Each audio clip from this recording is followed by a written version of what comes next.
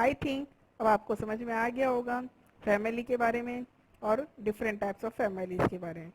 अब हम जानेंगे कि फैमिली की इम्पोर्टेंस क्या होती है। तो now we start importance of family. First point is the in the family children feel secure, कि जब कोई बच्चे फैमिली के साथ में रहते हैं तो उन्हें सिक्योर महसूस होता है, वो सुरक्षित महसूस करते हैं। Second point is children get love from all members, कि घर में रहने वाले हर व्यक्ति से उन्हें प्यार मिलता है जिससे वो अच्छे से अपना समय बिता सकते हैं। Number third is they get healthy growth, और उनके देखभाल करने के लिए इतने लोग होते हैं जिससे उनकी ग्रोथ भी हेल्दी होती है, उनके स्वास्थ्य का सभी लोग मिलकर ध्यान रखते हैं। Number fourth point is make it easy to solve any problem, यदि किसी बच्चे को कोई प्रॉब्लम होती है तो फैमिली में साथ में रहने के कारण वो किसी भी व्यक्ति से अपनी प्रॉब्लम्स को आसानी से सॉल्व करवा सकता है और उसे वो प्रॉब्लम हार्ड नहीं लग के ईजी लगती है।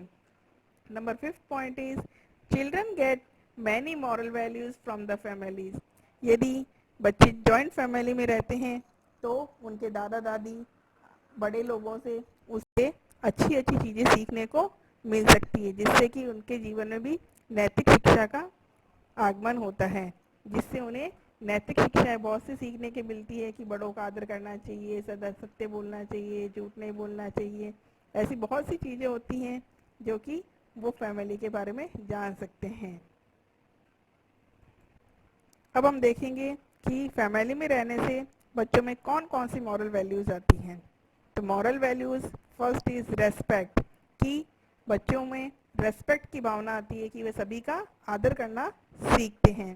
सेकंड वन इज़ एडजस्टमेंट, कि जब बच्चे फैमिली के साथ में रहते हैं तो उन्हें सबके साथ में कैसे एडजस्ट करके चलना है, कि जब फैमिली में एक से ज़्यादा बच्चे होते हैं तो उनके साथ में शेयरिंग करना और करना, उनके साथ में किस तरह से रहना, प्यार से रहना, ये सब चीज़ें उनमें आती हैं।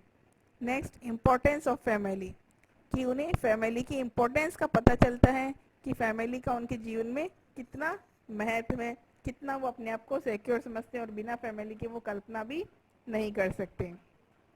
नंबर फोर मेंटलिटी हेल्पिंग, और उनके मन में ही शुरू से भावना आ जाती है कि हमें अगर कोई प्रॉब्लम होगी तो हम बड़ों की हेल्प से उसको सॉल्व कर सकते हैं, वैसे ही अपने से छोटों की प्रॉब्लम को भी वो सॉल्व कर पाते हैं, तो उनमें आपस में भाईचारे की और मदद की भावना का विकास होता है।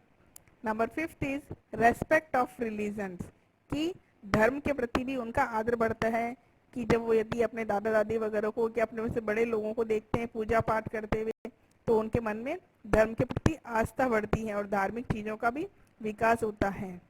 Now six point is honestly, और अपने बड़ों से वो ईमानदारी से जीवन जीने का पाठ पढ़ते हैं कि कैसे उनके बड़े लोग ईमानदारी से रहते हैं और उनका पालन करते हैं, वैसे ही वो भी फैमिली में रह के इन सब चीज़ों का सीखते हैं। अब हम देखेंगे कि कुछ कारणों के कारण जॉइंट फैमिली को न्यूक्लियर फैमिली में चेंज होना पड़ता है, तो उसके क्या रीज़न है।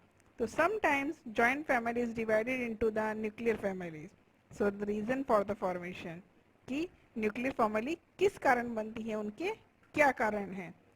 तो first is getting higher education, यदि कहीं अगर कोई जॉइंट फैमिली गांव में रहती है और या किसी वहाँ पे प्रॉपर एजुकेशन के लिए स्कूल्स वगैरह नहीं हैं तो उन्हें हायर एजुकेशन के लिए सिटी में जाना पड़ता है, तो उस वजह से भी जॉइंट फैमिली को न्यूक्लियर फैमिली में चेंज होना पड़ता है। Second point is small houses in cities, कि शहरों में बड़ी बड़ी शहरों के अंदर छोटे छोटे घर होते हैं क्योंकि लोग ज़्यादा होते हैं और जगह कम होती हैं, उसके कारण एक घर में ज़्यादा लोग नहीं रह सकते, जिनके कारण उन्हें जॉइंट फैमिली की जगह न्यूक्लियर फैमिली में डिवाइड होना पड़ता है। Third point is search of occupation, यदि गांव में कहीं पे उनके लिए प्रॉपर ऑक्यूपेशन की व्यवस्था नहीं होती, उन्हें जितना चाहिए उसके अकॉर्डिंग काम धंधा नहीं मिलता है, तो उसके लिए उनको शहरों की ओर पलायन करना पड़ता है, जिससे भी उनको न्यूक्लियर फैमिली में चेंज होना होता है। Then member of family is member, कि यदि कभी कभी ऐसा होता है कि जॉइंट फैमिली में मेंबर्स की संख्या ज़्यादा हो जाती है, जिससे कि वो एक साथ रह नहीं पाते हैं, घर छोटा पड़ने लग जाता है, तो इसीलिए भी उन्हें न्यूक्लियर फैमिली में चेंज होना पड़ता है। Then habit and behaviour of family member, कि कभी कभी ज़्यादा लोगों के साथ में रहने से सभी के नेचर चेंज होता है, सबका व्यवहार चेंज होता है, उनकी आदतें अलग अलग होती हैं, जिससे कि उनको एडजस्ट करने में प्रॉब्लम होती हैं। उसके हिसाब से भी कभी कभी जॉइंट फैमिली को न्यूक्लियर फैमिली में चेंज होना पड़ता है। सो ये सभी कारण हैं जिससे कि जॉइंट फैमिली को न्यूक्लियर फैमिली में चेंज होना होता है। अब हम देखेंगे कि हेरिडेटरी कैरेक्टर्स। हेरिडेटरी कैरेक्टर्स क्या है? तो the physical characteristics are inherited in the children from their parents and grandparents. These characteristics are known as hereditary characters. कि जब किसी बच्चे में उसके माता पिता, grandparents, maternal grandparents, इनकी द्वारा कोई फिजिकल कैरेक्टरिस्ट आते हैं, वो हेरिडेटरी कैरेक्टर्स कहलाते हैं। कि अब देखिए कि कभी कभी हम जब किसी बच्चे को देखते हैं तो हम कहते हैं कि इसकी आंखें उसके पापा की जैसी हैं, इसकी नाक इसकी मदर की जैसी है, उसे हम रिसेंबल कहते हैं, यानी समानता।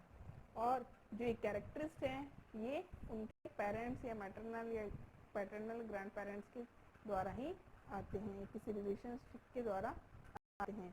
ये हेरिडेटरी कैरेक्टर्स कहलाते हैं, जो कि एक पीढ़ी से दूसरी पीढ़ी के अंदर आते हैं।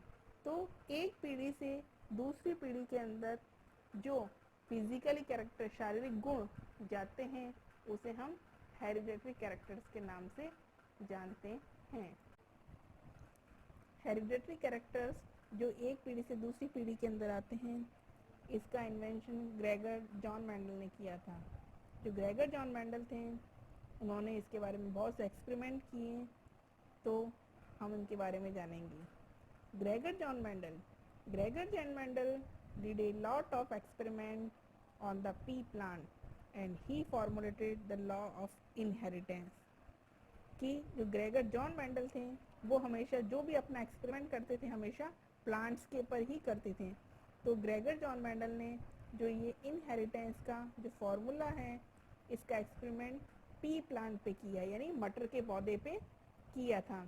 और इसी पर एक्सपेरिमेंट करके ही इन्होंने ये लॉ ऑफ इनहेरिटेंस का फॉर्मूला निकाला था, जिससे कि पता चलता है कि पीढ़ी दर पीढ़ी वंशानुगत फिजिकल कैरेक्टर्स जाते हैं।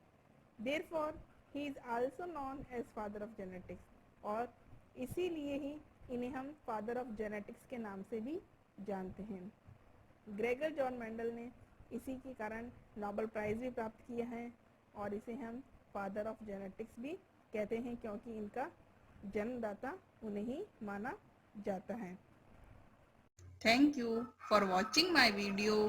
If you like this video, please subscribe and press bell icon to get the notification.